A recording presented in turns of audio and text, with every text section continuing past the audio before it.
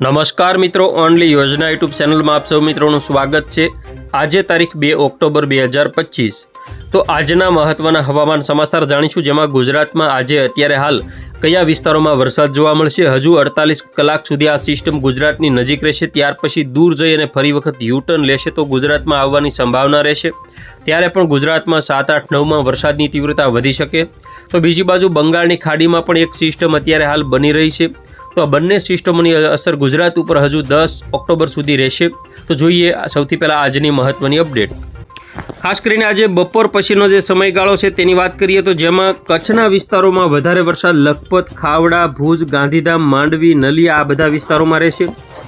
સૌરાષ્ટ્રના જે વિસ્તારો છે જેની આપણે વાત કરીએ તો મોરબી પંથક, સુરેન્દ્રનગર તેમજ રાજકોટ, જામનગર, દ્વારકા આ બધા વિસ્તારોમાં તીવ્રતા વધારે રહેશે। જૂનાગઢ, અમરેલી, ભાવનગર આ બધા વિસ્તારોમાં પણ વરસાદની તીવ્રતા આજે બપોર પછીનો જે સમયગાળો છે જેમાં વધારે રહેશે। દક્ષિણ ગુજરાત હોય, મધ્ય ગુજરાત હોય, ઉત્તર ગુજરાત હોય તેમાં પણ તીવ્રતા રહેશે।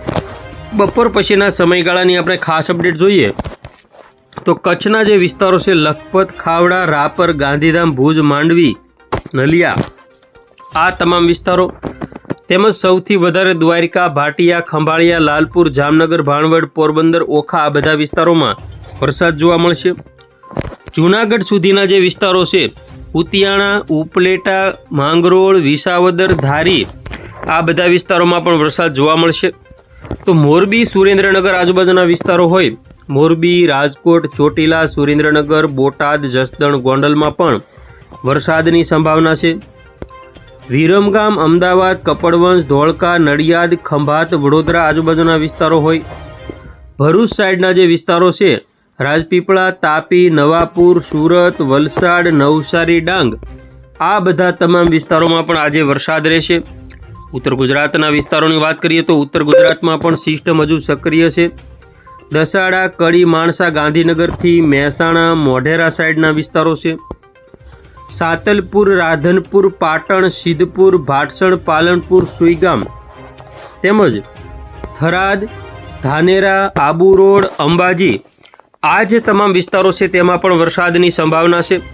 તો આ રીતે ગુજરાતમાં વરસાદ જોવા મળશે અને બંગાળની ખાડીની સિસ્ટમ નાગપુર સુધી આજ સાંજ સુધીમાં આગળ વધી શકે છે। રાત્રિના સમયગાળાની વાત કરીએ તો આજે રાત્રિના સમયગાળામાં વધુ સિસ્ટમ અરબ સાગરની મજબૂત બનશે। નલિયા, ભુજ, ગાંધીધામ ને માંડવીમાં વરસાદ જોવા મળશે। સાથે સાથે દ્વારકા આજુબાજુના વિસ્તારો, સલાયા, જામનગર, ભાણવડ, પોરબંદર, જૂનાગઢ, ગીર સોમનાથ સુધીના જે વિસ્તારો છે તેમાં વરસાદ આપણને જોવા મળશે। સિસ્ટમ મજબૂત બની રહી છે, એક વાવાઝોડાની સ્થિતિમાં પણ આ સિસ્ટમ આવી શકે છે। આવતીકાલે 3 તારીખની આપણે વાત કરીએ તો 3 તારીખમાં પણ ખાસ કરીને વરસાદી જે સિસ્ટમ છે તે લખપત સાઈડના વિસ્તારો, ખાવડા, નલિયા, ભુજ, માંડવીમાં વરસાદ જોવા મળશે। સાથે સાથે દ્વારકા, સલાયા, જામનગર, મોરબી, પોરબંદર, જૂનાગઢ, અમરેલી, ભાવનગરના વિસ્તારો હોય તેમાં પણ અને દક્ષિણ ગુજરાતના જે વિસ્તારો છે તેમાં પણ વરસાદ જોવા મળશે।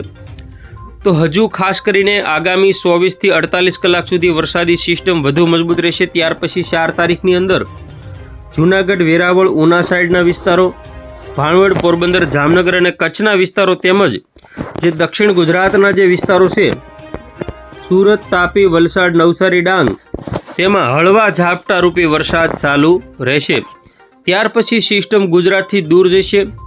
5 તારીખમાં અરબ સાગરમાં આ સિસ્ટમ ઓમાન તરફ જતાં જતાં વધુ મજબૂત બની અને યુટર્ન લેશે। ખાવડા, નલિયા, ગાંધીધામમાં 5 તારીખમાં વરસાદની તીવ્રતામાં વધારો થશે। દ્વારકા, જામનગર તેમજ રાજકોટ, જૂનાગઢ, ગીર સોમનાથ, અમરેલી, ભાવનગર, સુરત, વલસાડ, અમદાવાદ, ગાંધીનગર, દાહોદ, વડોદરા આ તમામ વિસ્તારોમાં તીવ્રતા રહેશે। 6 તારીખની આપણે વાત કરીએ તો 6 તારીખની અંદર ઉત્તર ગુજરાતની અંદર, મધ્ય ગુજરાતની અંદર અને સૌરાષ્ટ્રના વિસ્તારો છે જેમાં રાજકોટ હોય, જૂનાગઢ હોય, ગીર સોમનાથ, અમરેલી, ભાવનગર, બોટાદ, સુરેન્દ્રનગર, મોરબી તેમજ મધ્ય ગુજરાતમાં અમદાવાદ અને ગાંધીનગર, વડોદરા, ખેડા, આણંદ તેમજ ઉત્તર ગુજરાતમાં સૌથી વધારે રાધનપુર, મહેસાણા, હિંમતનગર, ડુંગરપુર, ખેડબ્રહ્મા, પાલનપુર, આબુ રોડ, અંબાજી મધ્ય ગુજરાત તેમજ દક્ષિણ ગુજરાતમાં પણ તીવ્રતા રહેશે। સિસ્ટમ યુટર્ન લઈ અને 7 તારીખમાં ગુજરાતની નજીક આવશે ત્યારે ગુજરાત ઉપર આ સિસ્ટમ સક્રિય થશે 8 તારીખમાં અને 7 તારીખે રાત્રિના સમયગાળા દરમિયાન ત્યારે જે વરસાદની તીવ્રતા છે તે કચ્છના જે વિસ્તારો છે, ભુજ હોય, રાપર હોય, ગાંધીધામ હોય તેમાં રહેશે. તેમજ જામનગરથી દ્વારકા સાઈડના વિસ્તારો હોય, પોરબંદર હોય, જૂનાગઢ હોય, ચોટીલા, બોટાદ, જસદણ, ભાવનગર, અમરેલી, ગીર સોમનાથ, જૂનાગઢ પંથક તેમજ સૌથી વધારે સિસ્ટમ પસાર થયા પછી ઉત્તર ગુજરાતમાં વિરમગામ, મહેસાણા, સાબરકાંઠા, બનાસકાંઠા, પાટણ, અરવલ્લી આ જે તમામ વિસ્તારો છે તેમાં વરસાદની તીવ્રતા રહેશે. તો 8 તારીખની અંદર ઉત્તર ગુજરાત તેમજ સૌરાષ્ટ્ર અને દક્ષિણ ગુજરાતમાં પણ વરસાદી માહોલ રહેશે. 10 તારીખમાં રેડા ઝાપટા જૂનાગઢ, રાજકોટમાં રહેશે. ત્યાર પછી વરસાદી સિસ્ટમની અપડેટ આપણે જોઈએ તો ક્યાંય પણ વરસાદી સિસ્ટમનો વરસાદ આપણને દિવાળી સુધી સિસ્ટમમાં બતાવતા નથી. તો આ રીતે વરસાદી સિસ્ટમ હજુ 8-9 તારીખ સુધી એક્ટિવ રહેશે. હવે વાત કરીએ પવનની ઝડપ કેવી રહેશે. આજની અપડેટ જોઈએ તો એક બંગાળની ખાડીમાં અત્યારે મજબૂત સિસ્ટમ છે જે ડિપ્રેશન સિસ્ટમ સુધીની કેટેગરી ગણી શકાય. તો બીજી બાજુ અરબ સાગરની અંદર જે આ સિસ્ટમ છે તેની સ્થિતિ અત્યારે ડિપ્રેશનની અંદર છે. તો આ રીતે સૌરાષ્ટ્રના મોટાભાગના વિસ્તારોમાં ભારે પવન ફૂંકાઈ શકે. ઉના, ભાવનગર, રાજકોટ, જૂનાગઢ 40 થી 50, કચ્છમાં 40, સૌરાષ્ટ્ર, દક્ષિણ ગુજરાત સહિતના વિસ્તારોમાં ભારે પવન ફૂંકાઈ શકે. આવતીકાલે પણ સૌરાષ્ટ્રના વિસ્તારોમાં ઓખા, દ્વારકા, પોરબંદર, જૂનાગઢ 40 થી 50ની પવનની ઝડપ રહેશે.